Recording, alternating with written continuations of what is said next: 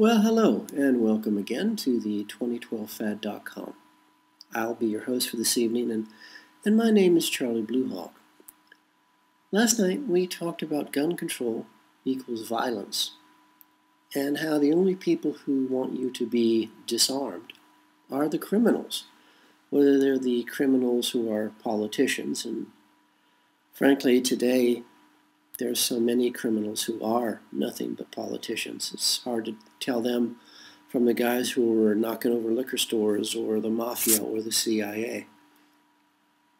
I grew up with CIA assets, street thugs, bullies, liars, cowards, U.S. Army Air Corps intelligence operatives, also bullies, liars, cowards, the worst kind of scum imaginable. And these are the ones who want gun control because, like all bullies, they're cowards, and they want to be able to hurt you without any harm to themselves. So they want to be able to break into your house, rob you, rape you, murder you at no danger to themselves. And so the people who really want gun control are the people who want to hurt you. That's it. It's very, really simple. A gun is a tool, and it has its use. In the Constitution, it says that we have the right to bear arms to protect ourselves and our nation against all enemies, foreign and domestic. And whenever anyone, any newspaper, any radio, any politician, anyone says that gun control is necessary, apply the old saying, I listen to what you say, I watch what you do. And watch them run. And so tonight I thought we might chat about pulling the trigger, talking about gun control. Did you know that in World War II, it took an average of 250,000 bullets to kill one enemy soldier? It was really hard, our masters discovered, to get us to kill each other. In World War II, from the bankers' point of view, it was even worse. It was virtually impossible to get the armies to actually shoot at each other. There are many instances, stories from World War I, where army troops from one side of the battle were marching towards the other side of the battle, and they'd pass their opposite numbers, marching in the other direction. And they just kept going. They didn't pull guns on each other or anything. They just passed each other on the road and just kept on marching in opposite directions. And since it is bankers who start wars, and I know it sounds trite and you think New World Order and conspiracy theories and all this stuff, but you have to remember it's just business. It is the business of hatred. It's the business of Satan worship. And believe it or not, our masters are very religious people. They believe in religion quite vehemently. It is their entire reason for existing. The fact that they actually worship Satan, the devil, doesn't really matter. It actually makes them more religious than you and I. Not only do our masters believe that Satan exists, they believe that God exists. And they're at war with God. They're against God. Doesn't matter if God exists, doesn't matter if Satan exists. Our masters, in this case the bankers, do. And part of black magic ritual demands that innocent life be sacrificed in the most horrific ways possible.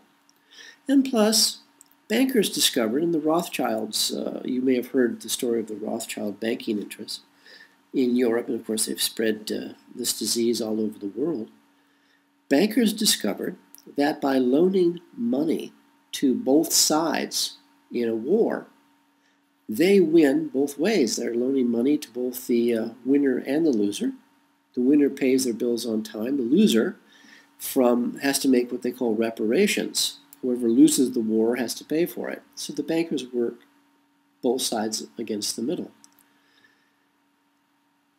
Bankers eventually realized that if they loaned money to kings and queens, Do you often wonder watching these old Robin Hood movies where the king gets all this money to spend? Well, they collect taxes, but there's Robin Hood stealing the tax money and giving it back to the poor. So what does the king do? The king needs money. Guess where the king got money? From the bankers. Guess what the bankers got in return? Well, they got their money back, of course. But they also got the right to print our money for us. Did you know that today, and it's August 8th, 2011, did you know today that the people of the United States owe $12 trillion to the Federal Reserve Bank? Now, you might think that the Federal Reserve Bank, it sounds quite government-like. It must be a division of the U.S. federal government. It's not. It's owned by bankers, in this case, foreign bankers. And foreign bankers actually charge us to print our money for us.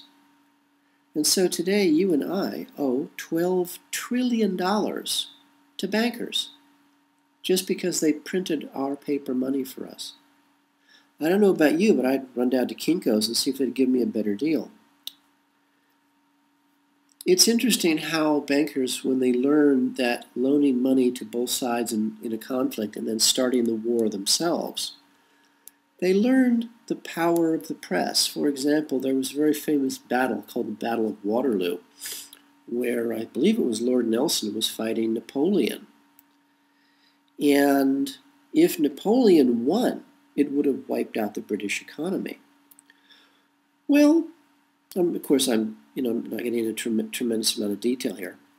But let's just say, for the sake of argument, you're a Rothschild, and you want to make some money. Well, let's say you have someone during the Battle of Waterloo spread the rumor that the British lost and that Napoleon won. What would that do to your stock values if the British army lost and the French army was marching on London? That would pretty much crash the British stock market, wouldn't it? Nothing in Britain would have any value because the French were going to occupy it. Let's say you started that rumor as a banker, and you stood there and you waited and watched the price of all the British shares just fall through the floor. Let's say you were standing there with cash in your hands and you started buying all those shares at pennies on the dollar. What would happen, do you suppose, afterwards when you discover that, hey, Britain actually didn't lose the battle? Hey, the French are not coming. Hey, Napoleon met his Waterloo, as they say. Your British stocks would then be worth a fortune, but you paid virtually nothing for them. That would make you very, very powerful. And you could then continue loaning money to kings and queens and prime ministers. In fact, that's how Britain got into World War II. Winston Churchill, who history tells us was a great man, was actually a drunk, a gambler. He was a moron. He was a psychopath. He lost a lot of money gambling. The Rothschilds covered his losses and then ordered him into war against Germany. Well, that worked pretty well, considering that it was other bankers, including the Rothschilds, from New York, who funded Hitler and started the war. World War II, the Nazi Party itself, was actually created in Long Island, New York. It was financed and operated from New York, Wall Street.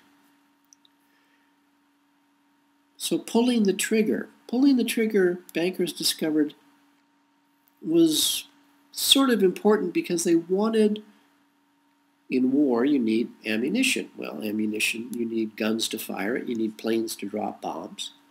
So unless people were killing each other, we weren't making any money. On the other hand, we wanted people to suffer and suffer horribly. So the bankers were torn. They finally realized they had enough money, so now it was time for horror to take the place of simple killing. I remember standing a few years ago in a store called Best Buys. It was a chain store in Southern California. And I was in a place called Pasadena, which is a suburb of Los Angeles in Southern California. I was looking for a copy, a DVD of Monty Python. I think I was looking for Life of Brian or something. And so I was apparently bored and had nothing better to do with my time, so I was wandering around stores trying to find this DVD. And I remember being in Best Buys, and these two little boys, maybe 5 years old, I could see them playing a video game, and the look of joy and just happiness and excitement on their faces. When little children are having fun, I got to go see, watch them playing, go and see what the fun is. So I went over across the store, and I stood behind these two little boys, 5 years old. They were playing a video game, and I thought, well, it's Donkey Kong or something. What do I know? And I stood behind them, and I was looking at this game, expecting to see something fun and exciting, that put this joyous look on these little boys' faces. It was a World War II video game featuring men, fully animated, with machine guns. And these machine guns were shooting the enemy. And to say that it was realistic would be an understatement. The amount of blood I saw in a few moments was staggering. And as these little boys were pulling the trigger on these automatic weapons, they were actually shooting enemy soldiers. Blood was flowing very freely, and body parts were flying all over the screen. I thought I was going to vomit right there in the store at the Best Buys. These two little boys thought this was the best fun in the world.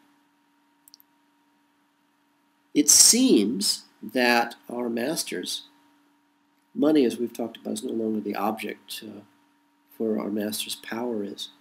And to gain power, you need hatred. Guns are useful, but hatred is really effective. So, since it did take 250,000 bullets in World War II to kill one enemy soldier, generals were in the military were very upset by this. They wanted their people to kill instantly, more effectively. And so all kinds of programs were instituted to, I suppose the word is disassociate killing from reality.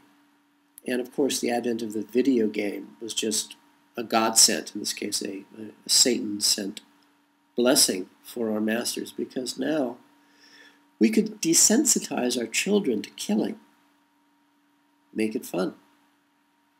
That's why American troops today are so terrible in the field, and why other armies refuse to serve with American troops, because they learn to kill with video games.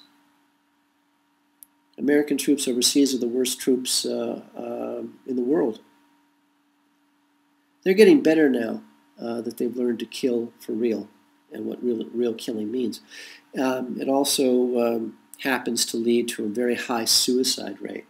American troops are killing themselves at a horrifying rate, because killing people in reality is a lot different than killing them on a video screen.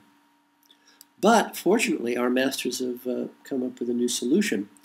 It's a very old technique called fly-by-wire. Back in World War II, the U.S.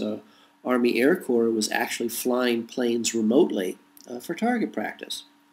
Today, we have the descendant of something called Global Hawk. It's an unmanned aircraft that carries guns and will deliver bombs anywhere in the world. And guess what? The operators, they sit at home in front of their video game. Now they're back to killing people in video games, but it's real life. And the killers, they're sitting at home with a bottle of popcorn, some Coca-Cola, and a joystick and a monitor. The nice thing about these Global Hawk, these international killing machines, flying machines, they can be remotely controlled anywhere in the world by satellite. The operator sits at home. You can murder people at a wedding in Pakistan.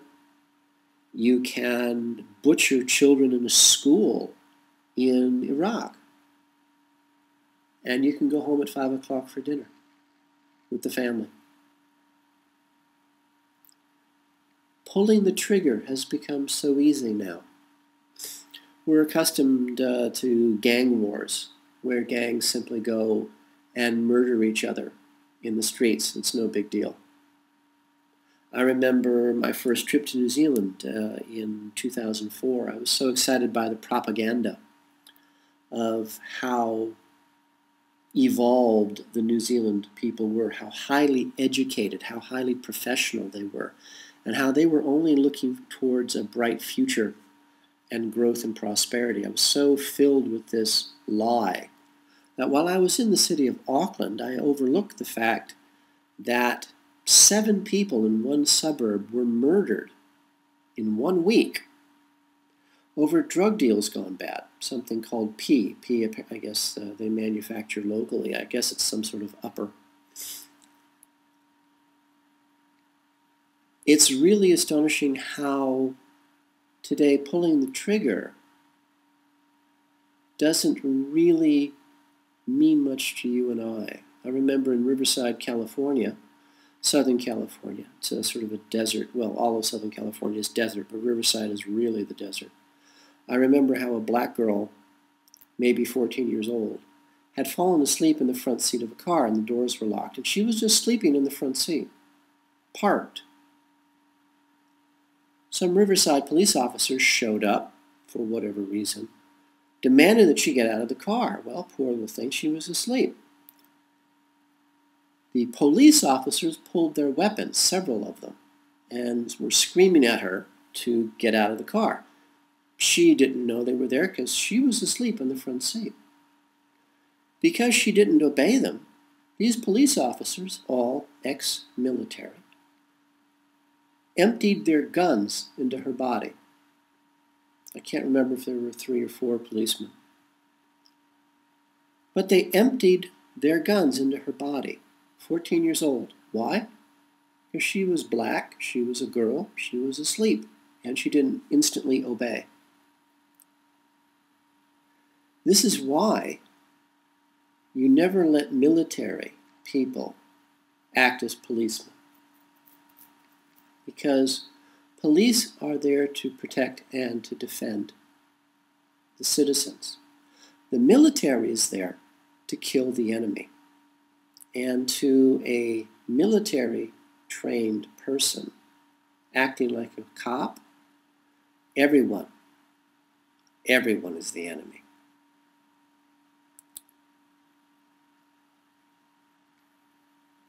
An ancient Celtic prayer, a toast, I will share with you. May you live as long as you wish. May you love as long as you live. For the 2012fad.com, this is Charlie Bluehawk.